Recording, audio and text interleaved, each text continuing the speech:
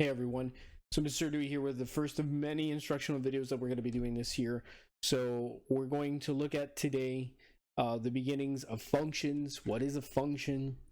Function notation, finding the domain and range, and just again reviewing what you already should have learned from last year, but we're just kind of making sure that we're all on the same page because many of the concepts we're going to be continuing to use here in this course as we learn about new functions like our trig functions and exponential functions and so forth.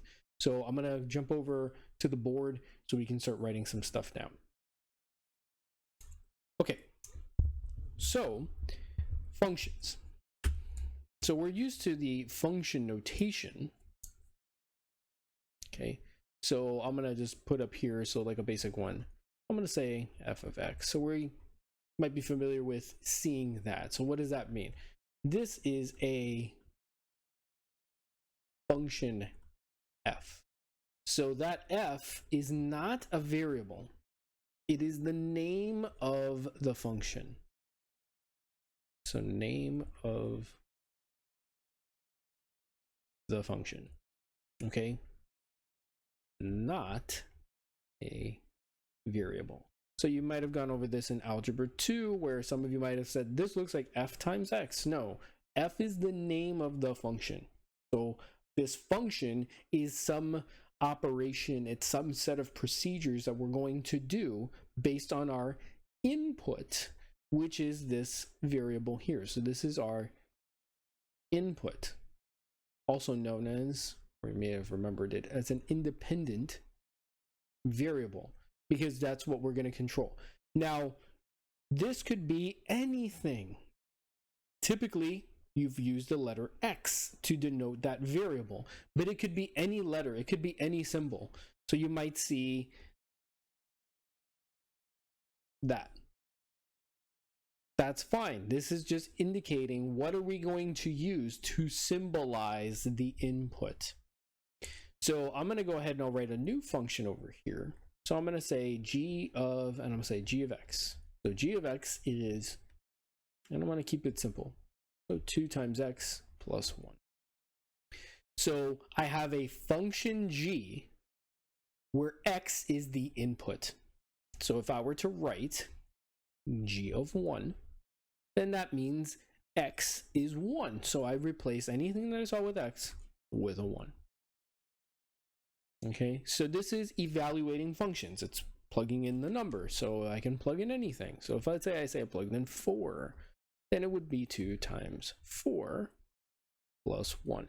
So you see that my function g, what does the g function do? It takes an input and it multiplies that input by 2 and it adds 1. A function is like a machine. Doesn't matter what you put into it, it's going to keep doing the same process. It doesn't think about it. It just takes whatever you give it and it just follows those sets of directions. Okay, kind of like a little factory process, a machine. So I can plug in anything. So that's why if I plug in this, well, then what would be the output? Okay, well, what does the function do? It takes in whatever you give it and it multiplies it by 2 and it adds 1. That's it. This is the answer. So not every function is going to evaluate to be a number. So like these, yeah, we could simplify this. This would be 2 plus 1, which is 3. This would be 8 plus 1, which would give me 9. But here there's no more simplifying. It's just an expression. It's fine. And this is what we're going to be evolving further into, is now we can plug functions inside of functions and get more complex expressions, or go the opposite way. We can break down complex expressions by looking at it in pieces and not necessarily everything all together as a whole. So that's a little bit of that function notation. Now, the other thing, so we started talking about input. What we get as an answer is the output. So this here, this 3 and this 9 that I got, that would be considered the dependent variable, or the output. So there's an input So I plug in a value or I plug in some variable, and then I get some expression or number out of it. That would be my output, which is typically our y variable. So it's not that input is x and output is y. X and y are just letters. It's the letters that we use for graphing, but it could be any setup. Maybe the input is A and the output is B. What I want to make sure that we understand is, as we move forward, that variables are just labels. We can change those labels to be whatever we want. Okay, so don't get kind of hung up on input is X, output is Y, because that can change from problem to problem. So in defining what is a function, the definition of a function is an operation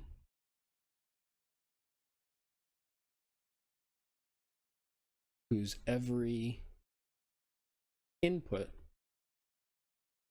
has only one, and the keyword there is only one, output. That's what defines a function. So as an example of a function, I'm going to go ahead and I'll say a of x. Okay, and I'm going to use a parent function. And we'll talk a little bit more about parent functions as we're reviewing chapter 1. This is my function, x squared. So if I plug in a number, so if I plug in 2, I get 2 squared.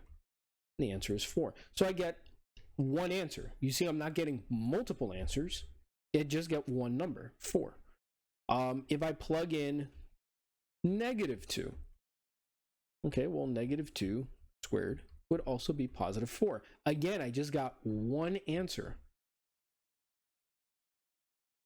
not multiple answers. Okay, same thing here, one answer. So this is a function. Now, you might say, but wait, it gave you the same number, but you had a different input. So doesn't that break the definition? No, the definition says whose every input, so this is one input. Did it just only have one output? Yeah. It doesn't have to be a unique answer. So maybe I plug in another number and it also gives me 4. That's a function because it's only ever spitting out a single value as an answer. That's the definition of a function. And again, these terms of input and output, that now leads us into talking about domain. Domain and range. So the domain is our input. The range is our output. So I don't want you to think input is X, output is Y. When we graph, sure. But really, again, X and Y are labels. Input is domain, output is range. That is what I want you to remember. Input is domain, output is range. Okay, so now moving further into what we're going to look at, how do we find the domain? So, like with our x squared. Now, most of our functions, our domain is going to be all real numbers. So remember that there's a family of different types of numbers.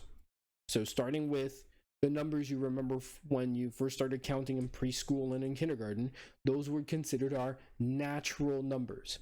So that would have been, 1, 2, 3, 4, 5, 6, 7, 8, 9, 10, on and on. No zero, no negative numbers. Those were the natural numbers.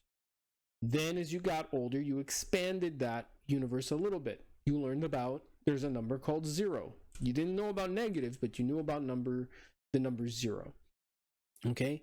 Then you added further beyond that. So that was natural numbers. So once you added 0, those were considered whole numbers. So 0 would be 0, 1, 2, 3, 4. So and on and on. You didn't know about fractions, you didn't know about things in between. It was just 0, 1, 2, 3, 4, and so on. You just added 0. Then you learned about, wait, there's negative numbers. So then that expanded your world a little bit further, and then you entered into integers. So that's where you learned about, oh, there's -3, -2, -1. Again, you don't know anything about fractions yet. You just knew about there's negative numbers. And it went in both ways. Then finally, maybe 4th grade, 5th grade, I don't know, 3rd grade probably, you learned about fractions. There were these numbers in between 1 and 2 and 0 and 1 and so forth. So that became your rational numbers. So that's where you get your 1/2, your 2/3, and they could be negative fractions too. So then, as we then graduated over to, there were other types of numbers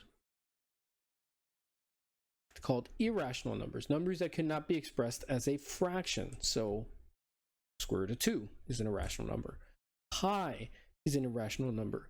So numbers that cannot be expressed as fractions, but they were decimal values. And all together, this made up the universe of real numbers.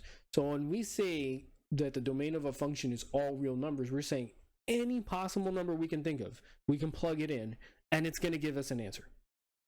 Okay, so that x squared function that I had up above, so a of x equals x squared, I would say that has a domain of all real numbers. And this is the shorthand for writing real numbers, is this funky capital R. So because there's no number that I could plug in and not have an answer for it. I could plug in fractions, I could plug in square roots, I can plug in whatever number I want, I could square it, and it's going to give me an answer. Sometimes the domain will be restricted. So meaning there are some numbers that if I plugged it in, it's not going to work. It doesn't give me an answer. So an example of something like that would be, so let me write, and I'm going to change up the letters so we don't get used to always x being the input. So I'm going to say b of h. So something like this, 1 over h. So the domain here would be all real numbers except for one number, 0. Now, why can't I plug in 0? Because if you plugged in 0, you would get this, and that is undefined. That's not a number. That's not an answer. So I can't plug that in. So I have to restrict my domain. I have to say that there's some numbers that we cannot use.